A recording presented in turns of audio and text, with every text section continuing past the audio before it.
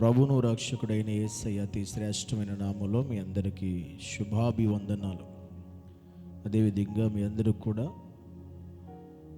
ఈ అనుదినము దేవుని వాక్యం వింటున్న మీ అందరూ కూడా ప్రభు పేట వందనాలు తెలియజేస్తూ ఉన్నాను. ఈరోజు దేవుని యొక్క పరిశుద్ధమైన వాక్యాన్ని మనం చదువుకుందాం. ఆదికాండము 4వ అధ్యాయము 9వ వచనం. యెహోవా నీ తమ్ముడైన హేబేలు ఎక్కడున్నాడని కయీను అడుగగా, అతడు నేను ఎరుగను, నా తమ్ముడికి నేను కావలివాడునా అనేను. ఇక్కడ దేవుడు ఇద్దరు భూమి మీద అన్నదమ్ములు ఉన్నారు. అన్నదమ్ముల్లో అన్న తమ్ముడిని చంపేశాడు, స్వార్థముతో, అసూయతో, కక్షతో. అయితే దేవుడు చూశాడు. దేవుడు అడుగుతున్నాడు అన్నను, ఈ తమ్ముడైన హేబేలు ఎక్కడ అని అడిగితే సొంత అన్న చెప్తున్న మాట, అతను నేను ఎరుగను అని మాట్లాడుతూ ఉన్నాడు. వాస్తవంగా సొంత తమ్ముడు గురించి అడిగితే నేను ఎరుగను అనేటువంటి సమాధానం సొంత రక్తం పంచుకున్నటువంటి అన్న నుండి వచ్చిన సమాధానం. అది మొట్టమొదటిగా దేవుడు ఒక మనిషిని, మానవుడికి వేసిన రెండవ ప్రశ్న. మొదటి ప్రశ్న ఆదాముకి వేశాడు. రెండవ ప్రశ్న ఆదాము కడుపున పుట్టినటువంటి కయ్యూనికి వేశాడు. నీ తమ్ముడైన హేబేలు ఎక్కడ అంటే, ఈరోజు ఎవరు ఎక్కడ ఉన్నామో తెలియని పరిస్థితి, ఎవరు ఏ రీతిగా ఉంటున్నామో అర్థం కాని పరిస్థితి. ఒకే కుటుంబమైన, ఒకే ఇంట్లో పుట్టిన, ఒకే రక్త సంబంధికులమైన నీ తమ్ముడేడి అంటే చెప్పలేని పరిస్థితి, మీ అన్న ఏడంటే చెప్పలేని పరిస్థితి, నీ భర్త ఏడంటే చెప్పలేని పరిస్థితి, నీ భార్య ఏదంటే చెప్పలేని పరిస్థితి. ఇలాంటి పరిస్థితులు ఈరోజు కుటుంబాల్లో కనబడుతూ ఉన్నాయి. ఆదాము బిడ్డలైనటువంటి కయీను కుటుంబంలో ఎలాగైతే పరిస్థితి కనబడుతుందో, నేటి దినాల్లో కుటుంబాలు ఈ పరిస్థితి కనబడుతుంది. దేవుడే వచ్చి ప్రశ్నిస్తే చెప్పలేని పరిస్థితి.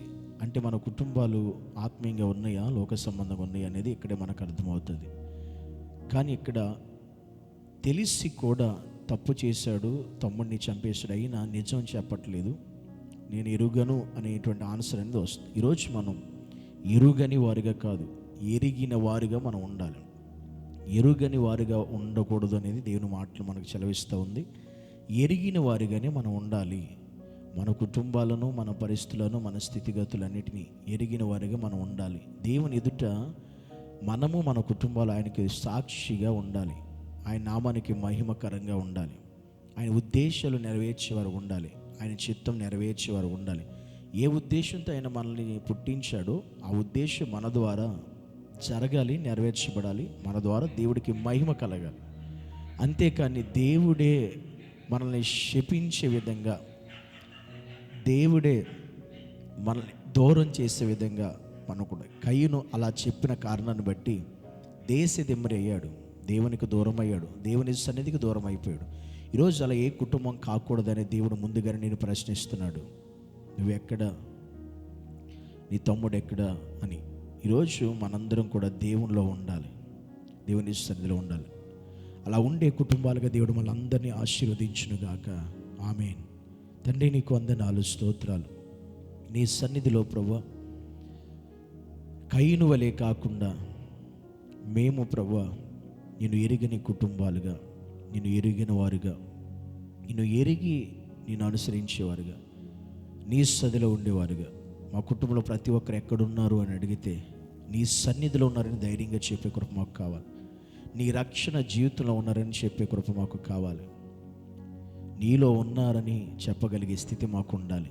ఏమో అని చెప్పే పరిస్థితి మాకు రాకూడదు నాయన. ఆ విధంగా నడిపించమని యేసు నామములో ప్రార్థిస్తున్నాము తండ్రి. ఆమేన్.